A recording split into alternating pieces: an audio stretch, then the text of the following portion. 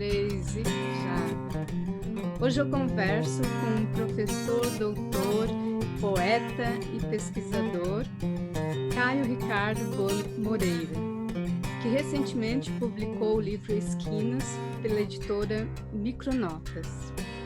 O tema da nossa conversa é literatura e imagem e o autor escolhido é Valêncio Xavier.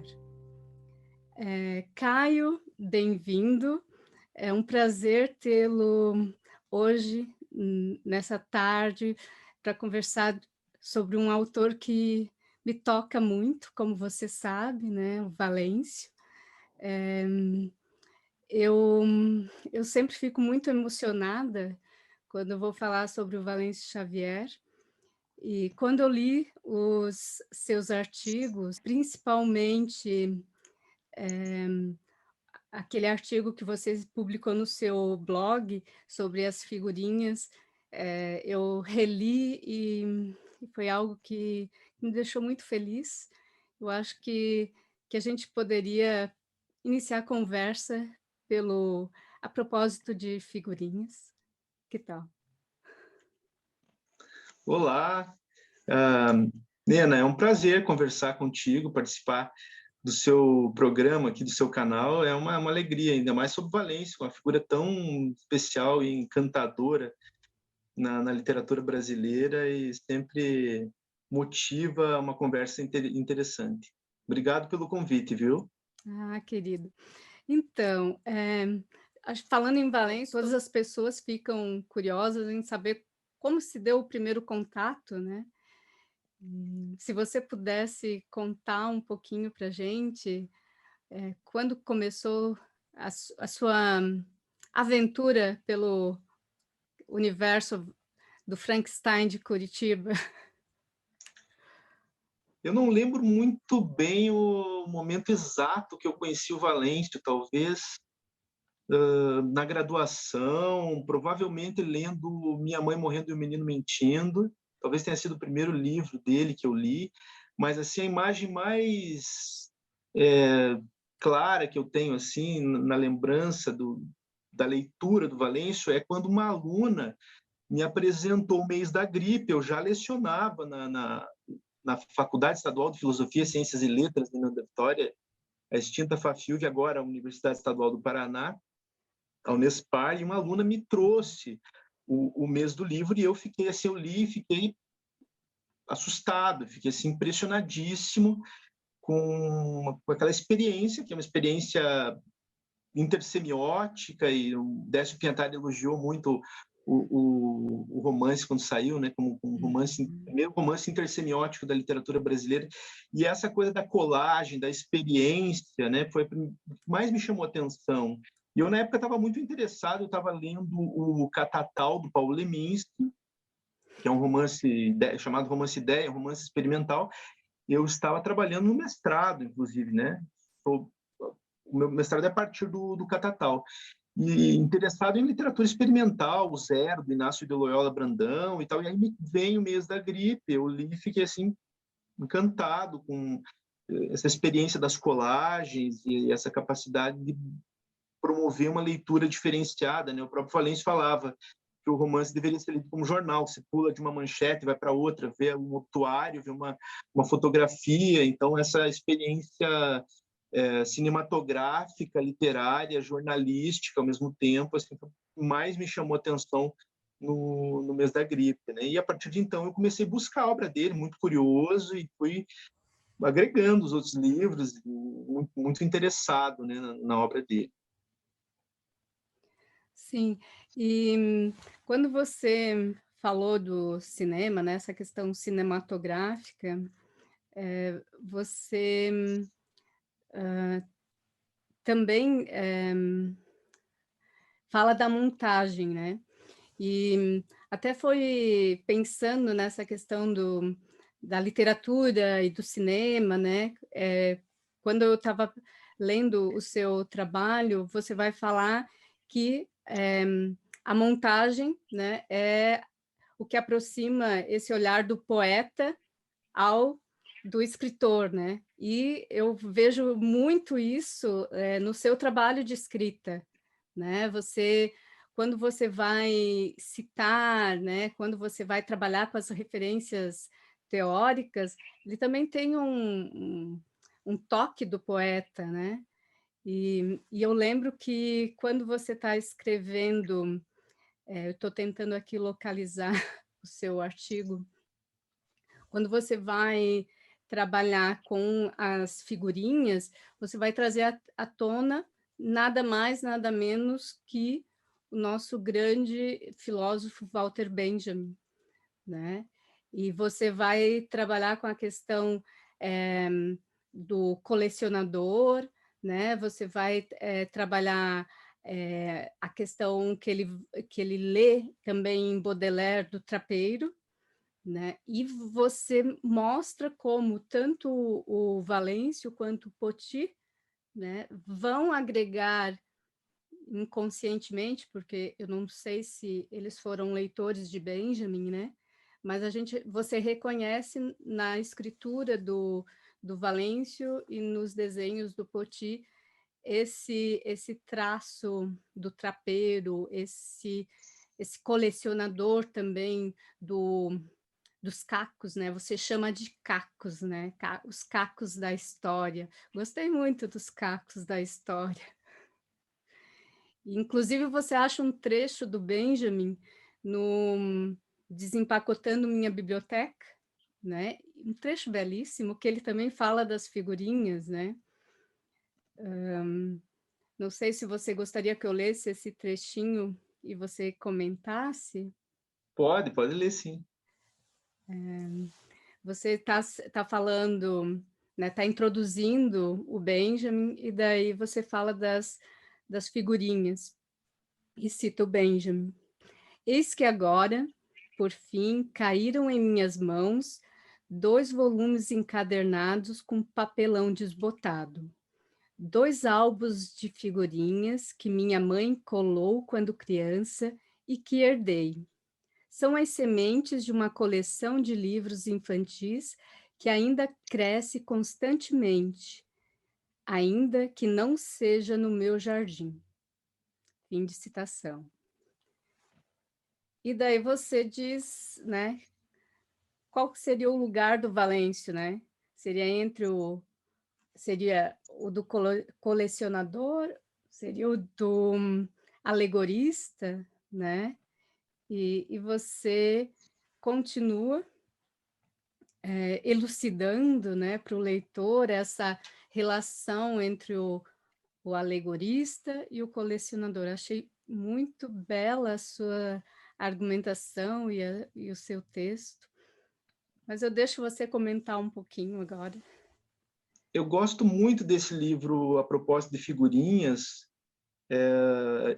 e o Valêncio, um texto, uma vez escreveu sobre o processo de modernização do século XIX, início do século XX, e de como que as figurinhas são tocadas por esse advento da modernização gráfica, e por sua vez é um reflexo, enfim, da modernização do mundo no século XIX. E, curiosamente, o Walter Benjamin, no Passagens, se debruça sobre o século XIX, e a imagem do colecionador é uma presença muito forte no livro das Passagens, né?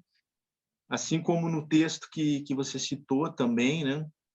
Do Desempacotando a Biblioteca, né? A figura do colecionador aparece, e ele vai citar, inclusive, as figurinhas nesse texto, né? E aí o Benjamin, nesse texto específico do Passagens, quando fala, né, do colecionador, ele diz que o mérito do colecionador estaria relacionado ao fato de desligar o objeto de todas as suas funções primitivas, e essa atividade ela estaria situada sob a categoria singular da completude, oposta a qualquer ideia de utilidade. Bom, o que seria essa vontade de completude, né, para o Walter Benjamin? E ele diz que é uma grandiosa tentativa de superar o caráter totalmente irracional de sua mera existência através da integração de um sistema histórico novo, criado especialmente para esse fim. a coleção. Se o colecionador seria responsável por criar um sistema histórico novo, é porque a desfuncionalização dos objetos e uma possível reorganização do todo o permite fazê-lo. O encantamento do colecionador consistiria em inserir a coisa particular em um espaço mágico, no qual ela se imobiliza enquanto a percorre um último estremecimento, o estremecimento de ser adquirida. E aí ele vai lembrar, isso eu retomo também nesse artigo que você citou, Nena, da obra, do trabalho do Henri Bergson, no Matéria e Memória. Ele lembra que no final do Matéria e Memória, o Bergson desenvolve a ideia de que a percepção é uma função do tempo, poder-se-ia dizer que se vivêssemos segundo um outro ritmo, mais serenos diante de certas coisas, mais rápidos diante de outras, não existiria para nós nada duradouro, mas tudo se desenrolaria diante de nossos olhos, tudo viria de encontro a nós. Ora, é exatamente isso que se passa com o grande colecionador em relação às coisas, elas vão de encontro a ele. Como ele as persegue, as encontra, e que tipo de modificação é provocada no conjunto das peças por uma nova peça que se acrescenta, tudo isso lhe mostra suas coisas em um fluxo contínuo. Essa é a observação, então, do Benjamin, né? E aí eu penso o seguinte, eu sigo aqui a reflexão. Poderíamos pensar, à luz das ponderações misteriosas do Benjamin, que o colecionador vive um pedaço de vida onírica, pois também no sonho o ritmo da percepção e da experiência modificou-se de tal maneira que tudo, mesmo que nos é aparentemente mais neutro, vai de encontro a nós, nos concerne. E aí, você bem citou um dos fragmentos do Rua de Mão Única, que ele elabora um discurso sobre o colecionador, né? E aí ele apresenta essa reflexão também sobre as figurinhas. Então, eu fico pensando, né? Essa imagem que é de reunir figurinhas é uma tentativa de criar um atlas. E aí eu fico pensando, por exemplo, no Abivarbor e na leitura que o Didi Berman vai fazer do Abivarbor também, né? E uma das ideias que eu acredito que podem nos ajudar a construir um olhar sobre a obra do Valêncio é de pensar justamente essa capacidade de juntar coisas.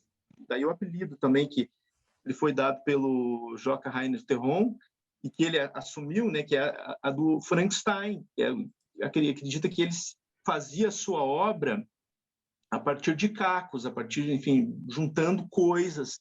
E aí eu observo nesse texto que você cita o Valêncio Xavier como uma espécie de trapeiro, um trapeiro da memória, né? E aí eu acho que o trabalho dele, desde os primeiros meses da gripe até os mais recentes, ele está atravessado por essa experiência da colagem, né, que, segundo ele, foi inspirado também pelo conhecimento da obra Conversa na Cecília, do Hélio Vittorini, que ensinou para ele o papel que a imagem teria que ter no texto, que é de ser, ao mesmo tempo, uma coisa alheia, mas inteirada. Quer dizer, alheia porque é do outro, e aí vai ser assimilado por ele, talvez antropofagicamente, enfim, mas que é inteirado, né? Que é apropriado. Até lembro que o professor Raul Antelo tem um artigo sobre o Macunaíma, que ele analisa o Macunaíma como uma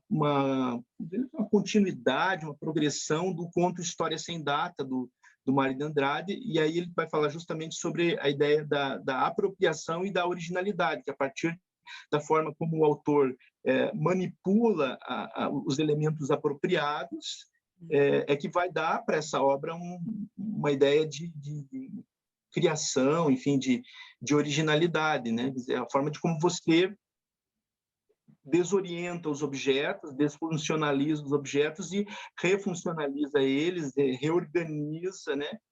Desorientando os textos e os tempos para criar um objeto muito singular. Então, eu penso que a obra do Valêncio passa por aí, por esse espaço, né, de formar uma obra a partir de cacos, não é? A construção de um Frankenstein, o Frankenstein de Curitiba, né? Juntando cacos, ele vai fazendo essa obra. A ideia do Frankenstein, por exemplo, é, ao mesmo tempo que a ideia da monstruosidade, eu imagino como que essa coisa da monstruosidade aparece com força na obra do Valêncio, né? A figura do crime, por exemplo, é muito comum, muito constante na obra dele, né? Seja no Crimes à Moda Antiga, que é um livrinho em que ele apresenta relatos escritos a partir de fatos jornalísticos, que noticiavam crimes.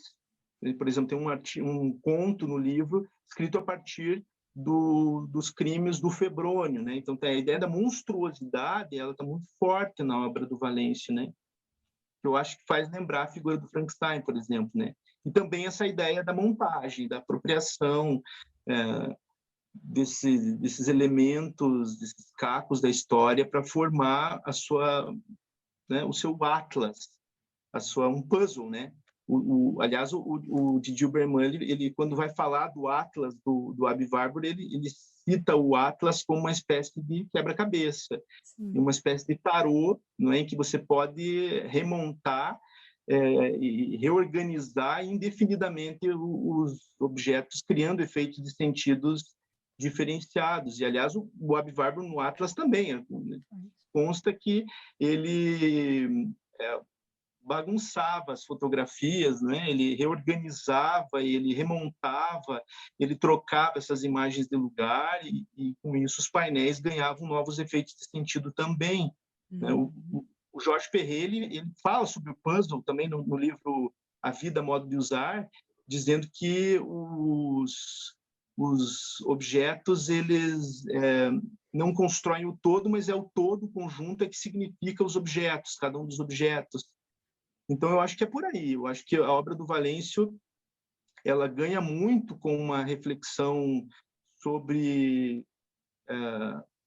uma reflexão a partir, por exemplo, do Walter Benjamin, do Didi Berman, do Aby Warburg, passa por um espaço assim, de reflexão que tem a ver com...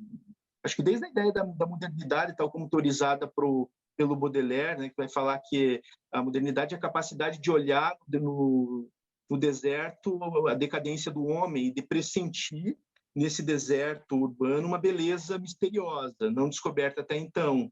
E aí esse sentimento de desolação, de pessimismo, né, que, enfim, tem a ver com o processo de racionalização que invade o Ocidente no final do século XVIII e se intensifica no século XIX, com a Segunda Revolução Industrial. Eu acho que tem tudo a ver com esse processo de modernização que vai chegar no desenvolvimento da técnica, da fotografia, enfim, que vai ser apropriada, que vai ser explorada depois pelo Valêncio. Então, essa ideia do sentimento de pessimismo, de desolação, está muito presente na obra dele, né? Eu acho interessante esse detalhe que você trouxe à tona agora, a questão da técnica, né?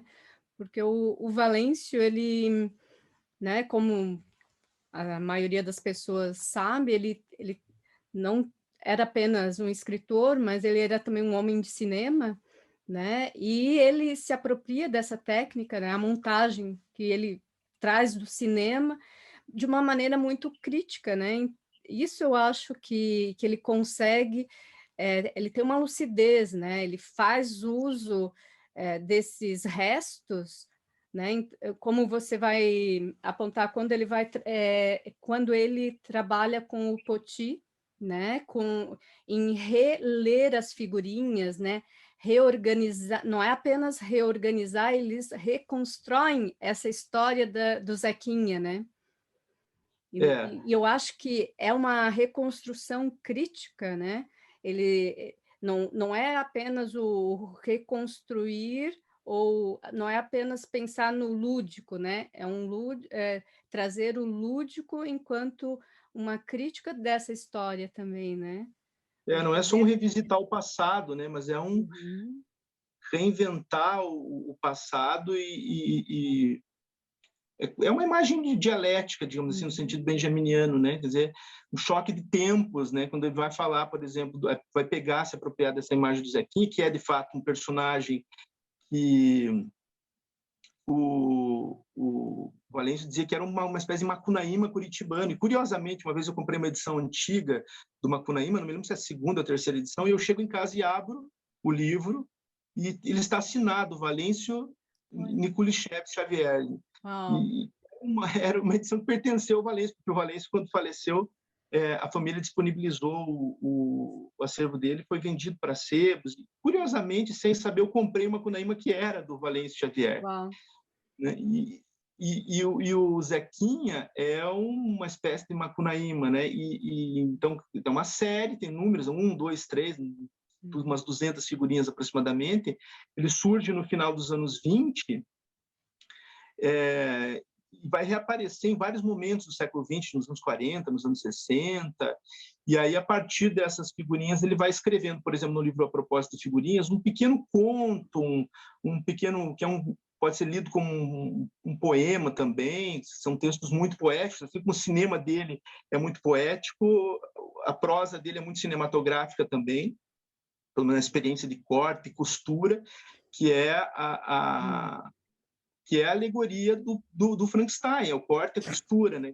Você vai costurando nessa mesa de orientação, de desorientação, você vai fazendo esse mapa de se perder, esse mapa da desorientação, que é o Atlas, que é a própria obra do Valêncio, né? E aí você tem múltiplas entradas e nenhuma saída, né? Quer dizer, como ele tem o texto, inclusive, sobre o Minotauro, você se perde na obra do Valêncio, né? E cada figurinha tem, muitas vezes, a imagem do trágico. Então, por exemplo, o enforcado. E aí ele vai fazer um texto falando sobre o Miguel Bacum, que foi um pintor do interior do Paraná, da cidade de Malé, uma cidade ao lado aqui de União da Vitória, próxima a Portunhão, de onde fala, o Planalto Norte de Santa Catarina e sul do Paraná, e ele se suicidou, e é uma figura emblemática da pintura paranaense e brasileira da primeira metade do século XX, uma espécie de Van Gogh brasileiro. Então, a figura, por exemplo, do enforcado, e ele vai buscar o Miguel Bacum, né? Aí tem o bêbado, enfim, são imagens assim que vão trazendo o trágico. Então, uma das figurinhas, por exemplo, faz uma referência à ditadura militar, e aí tem uma ilustração do Poti, uma espécie de esquife com cap, uma espada, como se fosse a própria morte da ditadura. E ele escreve isso em 1986, no momento que o Brasil está passando por um processo de redemocratização. Então, eu vejo a obra do Valêncio muito política. Né? Por exemplo, no mês da gripe, não sei se você se recorda, Nena, mas tem ele vai falando dos dias, né? Porque a sequência é jornalística, diária, então dia 10, 11, 12. Quando chega no dia 15 de novembro de 1918, tem uma foto de um cortejo, assim, com pompa imperial, né? E é justamente no dia da República. Então, é um texto sobre a morte, né? Mostrando a morte, de como que a morte estava ali, né? A morte estava vivendo, né? A morte estava reinando.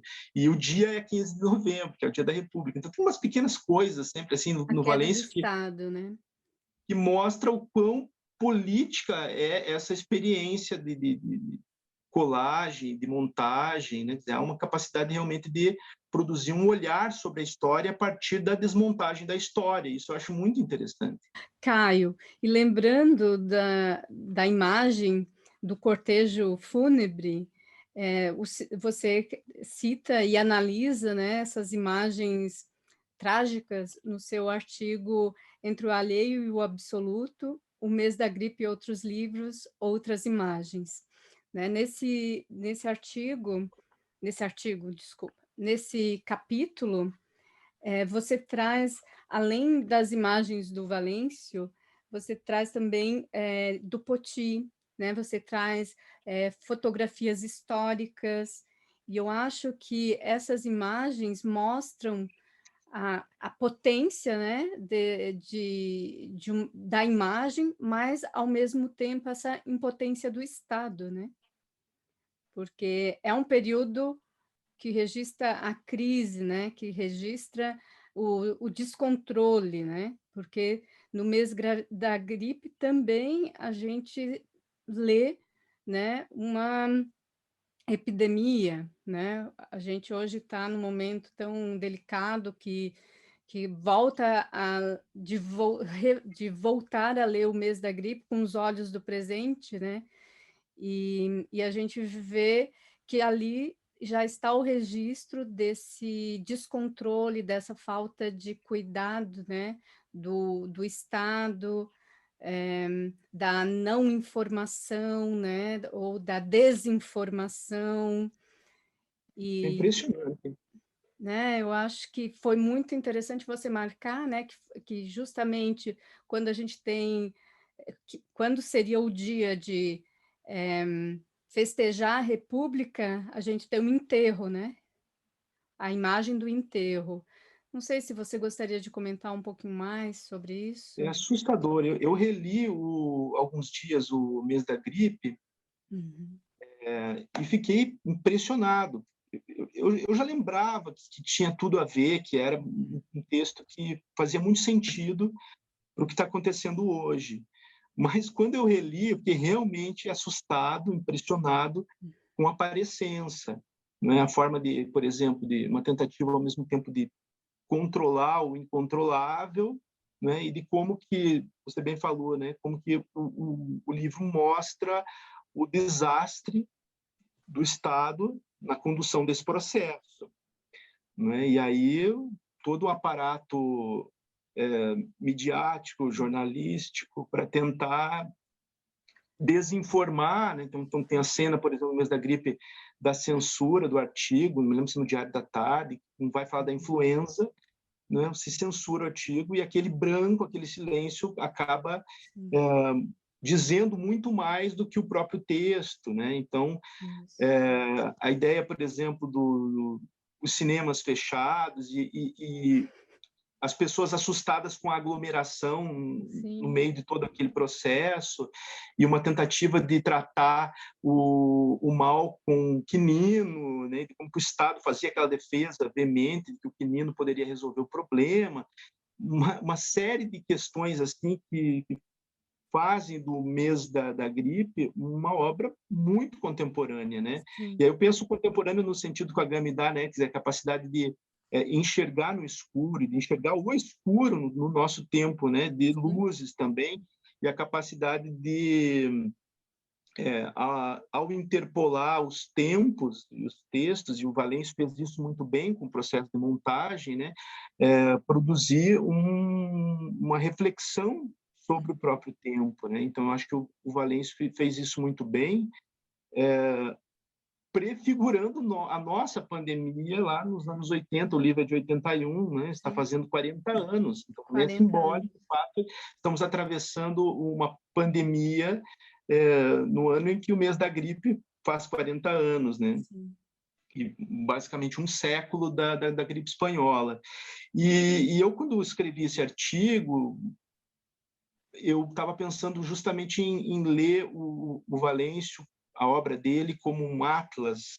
Estava muito interessado no Abi Warburg naquele momento. Tinha recém-descoberto a obra do Warburg, estava muito curioso e tentei, no texto, montar um painel, né, juntando imagens. Aí eu trago essa fotografia de um cortejo que aparece justamente no dia 15 de novembro, na parte do livro que está se referindo ao dia 15 de novembro.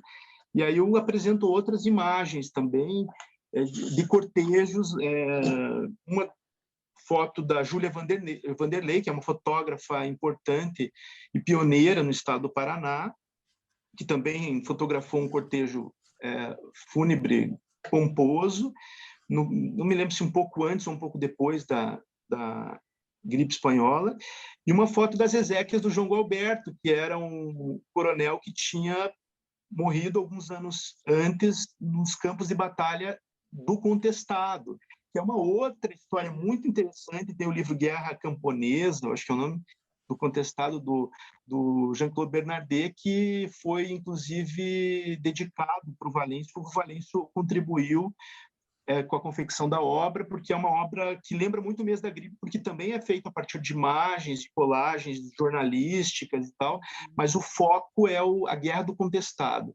E o João Galberto, ele morreu nos campos de batalha do Contestado, e o Contestado é a prova também da ineficiência, ineficácia e a irresponsabilidade do Estado diante de um problema social, que é a questão da exploração do sertanejo chamado pejorativamente de fanático, no início do século XX, né? pós-Canudos.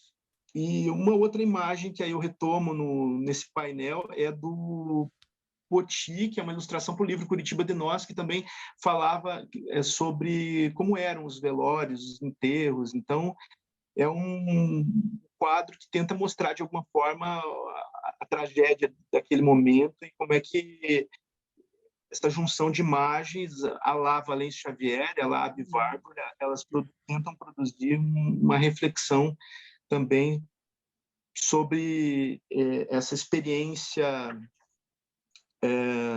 trágica. Né?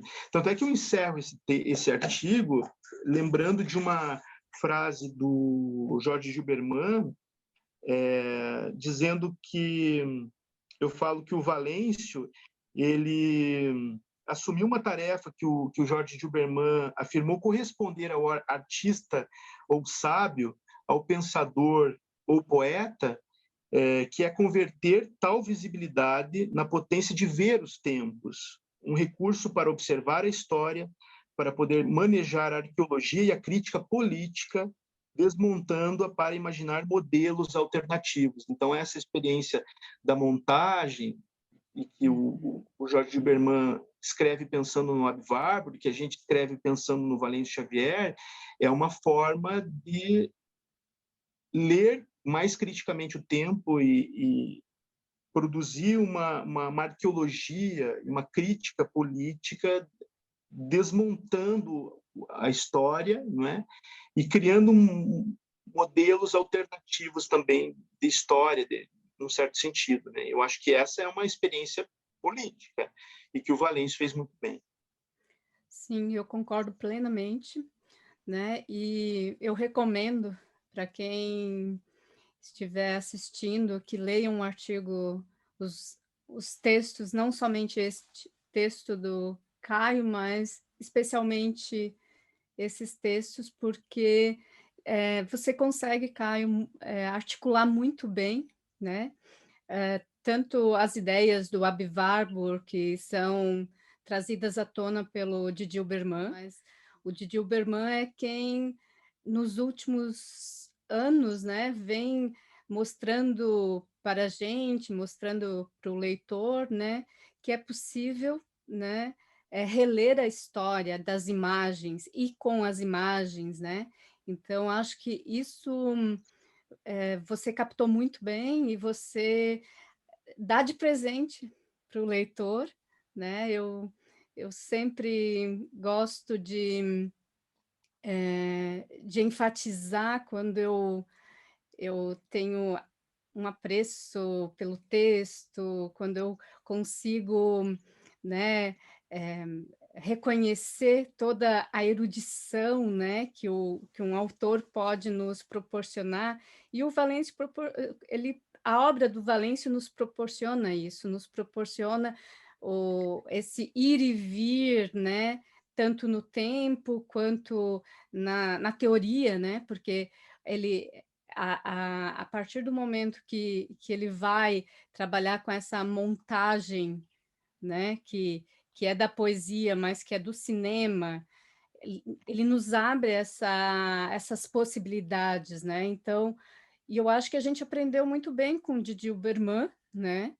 Porque até então, eu lembro da minha experiência de estudante de artes, né? Que a gente tinha uma leitura da história da arte, né, um pouco diferente, um pouco voltado mais para uma história da arte linear, né? E o Didi Uberman, ele mostra, né, como é importante, como é interessante a gente trabalhar com uma história anacrônica, né? A gente vê e lê na obra de Valêncio Xavier essa história anacrônica, né? Uma história que vai fazer sentido pela montagem, né? Pela leitura desses tempos, né? Pela leitura dessas imagens, né? Que nos levam para outros tempos e a partir daí, né? A gente reconhece, a gente se apropria delas, né? Se reconhece também. E eu acho que você é um grande leitor, erudito, super erudito, isso eu sempre falo, né, além Eu de sou um leitor mal gentil. educado. Eu acho que eu Hã? sou um leitor mal educado, né? E não sou nenhum pesquisador do Valência, assim, ao pé da letra, como você é uma grande pesquisadora da obra do Valência, né? Mas eu acho O que foi eu para o acho que Valência você foi tem o um interesse pela literatura no Paraná. justamente, mas eu acho que você mostra todo o seu amor pelo Paraná, né, pelos autores do Paraná, pelos escritores, mas você não esquece de, colocá-los num outro panorama, né. Quando você aproxima esses autores desses críticos e filósofos, você dá potência, né, você mostra assim que se lê, né. Você é um grande professor nesse sentido, você consegue aproximar do leitor na filosofia, a teoria literária, a teoria da arte, né, você realmente tem uma facilidade, né, de registrar o seu conhecimento, e isso me deixa muito feliz. Obrigado.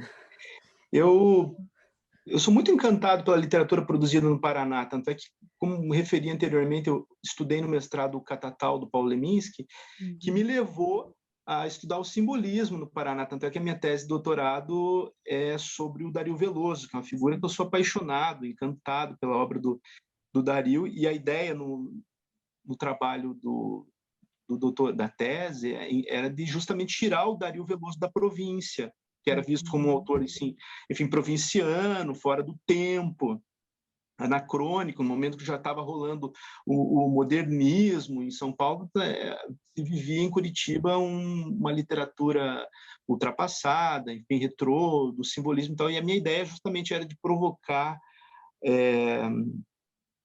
o olhar para perceber no Dario alguma coisa para além do provincianismo, né? Quer dizer, era um autor que estava ligado com essa literatura moderna no sentido Uhum.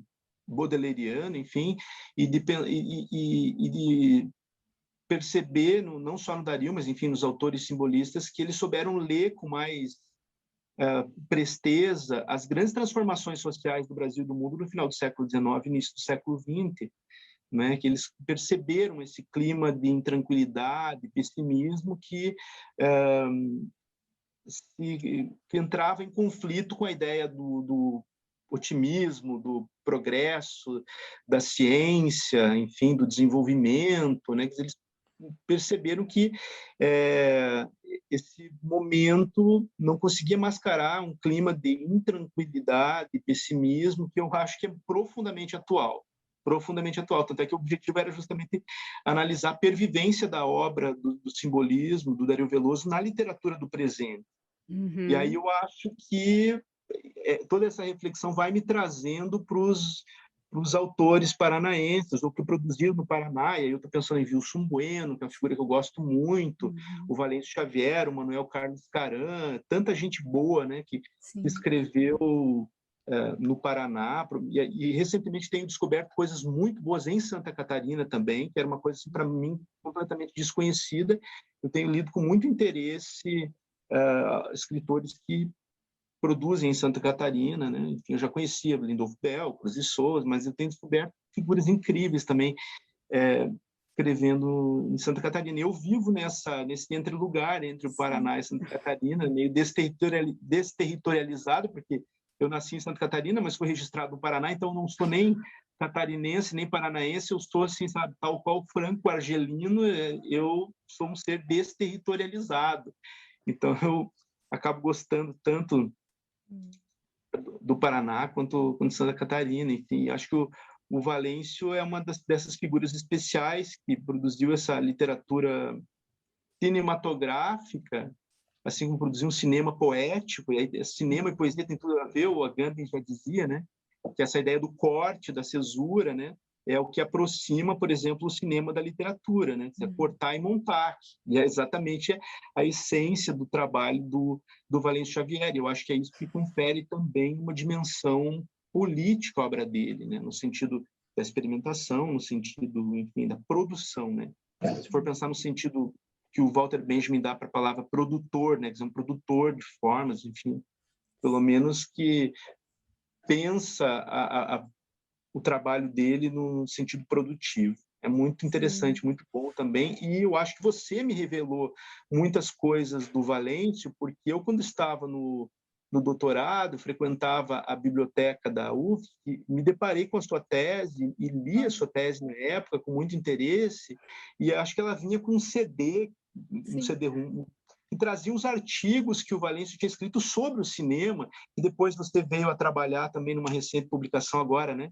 Sim. Reunindo esses textos e comentando esses textos, e me aproximaram do Valêncio cineasta também. Eu acho que é uma coisa que é um Valêncio ainda que vai render muitas leituras, né? Esse Valêncio do cinema que filmou, né?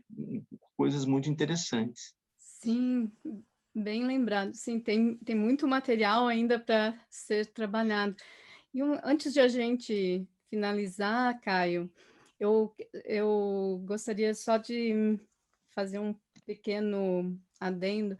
Eu gostei muito de você lembrar da sua tese sobre o Dario Veloso, porque você também trabalha, né?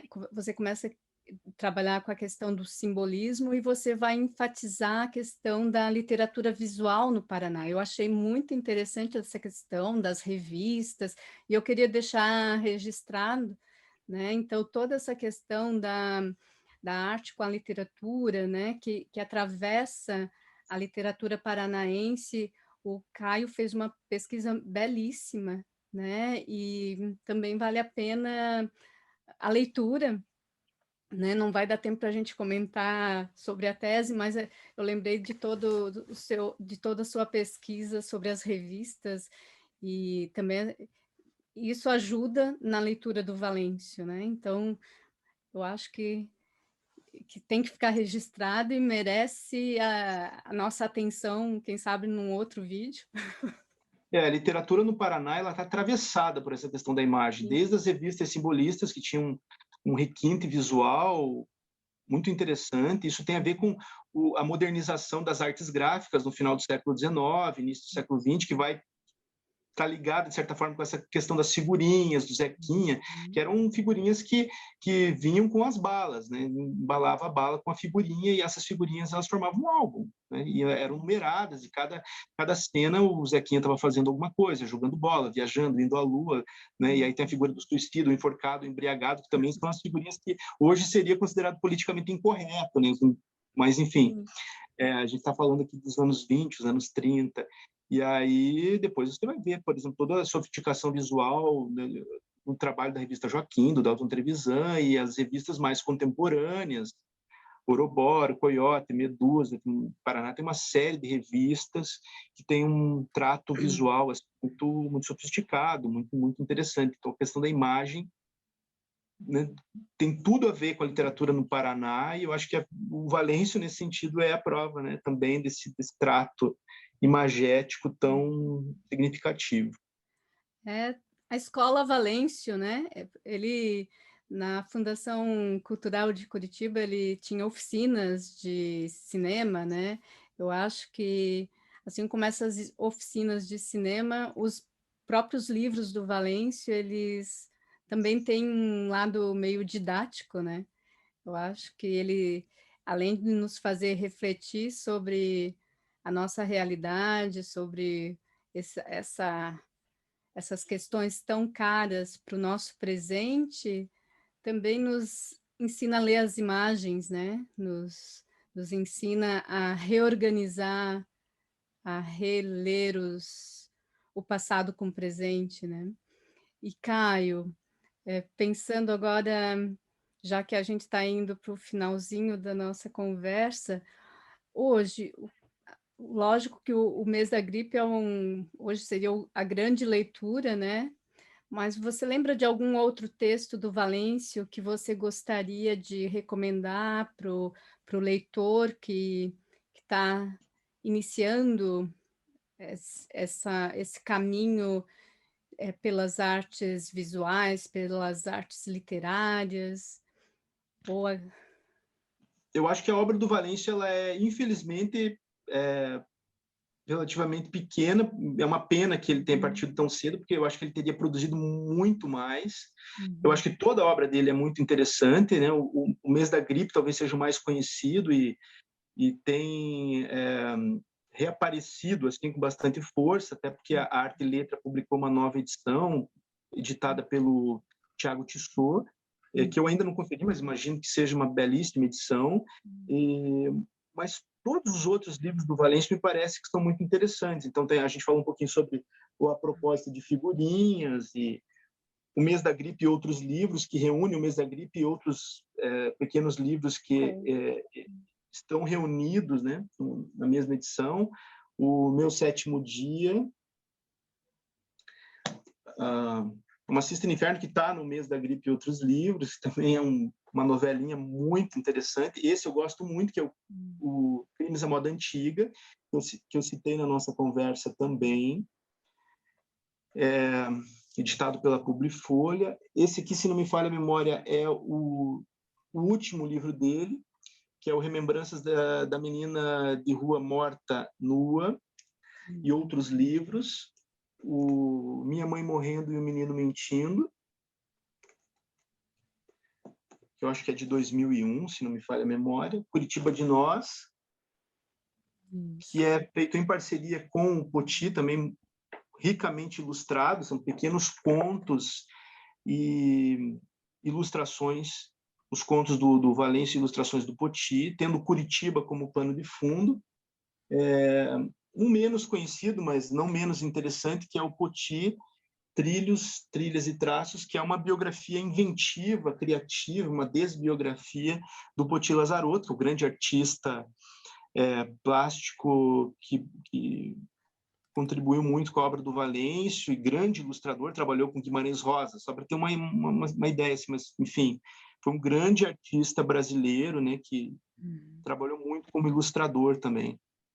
Enfim, toda a obra dele eu acho que é muito interessante, mas para se começar, eu acho que Mês da Gripe e outros livros é uma boa pegada, né, porque já reúne várias novelas, vários livrinhos do Valêncio Xavier. Então tá, Caio, a gente poderia continuar conversando e vamos continuar, né? Mas eu gostaria de te agradecer, primeiramente por ter aceitado o convite, pela sua bela leitura, né, que você sempre faz, e é muito bom conversar com você. Eu espero que a gente consiga gravar outros vídeos, né, porque cada texto que eu leio, eu gosto mais do seu trabalho, né? Então, Obrigado, Ney. Obrigado pela gentileza. Eu fico muito feliz de participar do teu programa, porque olha a responsabilidade também. Eu vi que você, há alguns dias, conversou com a Rita Bittencourt, que é professora da Federal do Rio Grande do Sul e nossa amiga, e cujo trabalho eu admiro e acompanho com tanto interesse. E você conversou com a professora queridíssima Ana Luísa Andrade, que foi a minha professora no doutorado, e me nossa, apresentou também o Walter Benjamin, a grande leitora do Machado, do Osman Lins, do Walter Benjamin. Encantador o trabalho da professora Ana Luísa, e ela tem uma conversa aí sobre o Benjamin contigo também no mesmo canal. Então, para mim, é uma grande alegria participar e uma grande responsabilidade também, né? Caio, que bom que você assistiu. Eu estou muito feliz, né, de poder conversar, né, com essas pessoas sobre política, sobre arte, e eu acho que é o que a gente precisa nesse momento, né? A gente precisa refletir sobre como a arte pode nos ajudar a atravessar períodos difíceis, né? Como a arte hoje e sempre, né, é algo que faz com que a vida possa ser diferente. A gente tem que acreditar, né? Mesmo num período tão singular quanto este, né, que parece que não passa nunca, que não acaba, eu acho que a gente reúne forças no coletivo, né? E a minha proposta é essa, né? conversar e poder compartilhar com o maior número de pessoas, eu acho que é um trabalho de formiguinha, mas eu E é um fico trabalho muito feliz. importante. É um trabalho muito importante, né? O Todorov diz que a literatura é um conjunto de palavras que ajudam a viver melhor. Ah, Eu acho que é por aí. E às vezes, justamente mostrando, nos deixando com cicatrizes e nos apresentando o trágico da vida, né? Mas é sempre uma forma de ajudar na sobrevivência mesmo, ou como diz a Michelle Petit, né, no Arte de Ler, é uma forma de resistir em tempos também de adversidade. isso. Caio, então muito obrigada mais uma vez. Um beijo. Eu agradeço você. Espero que a gente possa se encontrar pessoalmente em breve. Também. Vamos. Obrigado, Nino, pelo gentil convite aí para participar da sua conversa, viu? Se você gostou desse vídeo, curta, compartilhe, deixe seu comentário e até breve.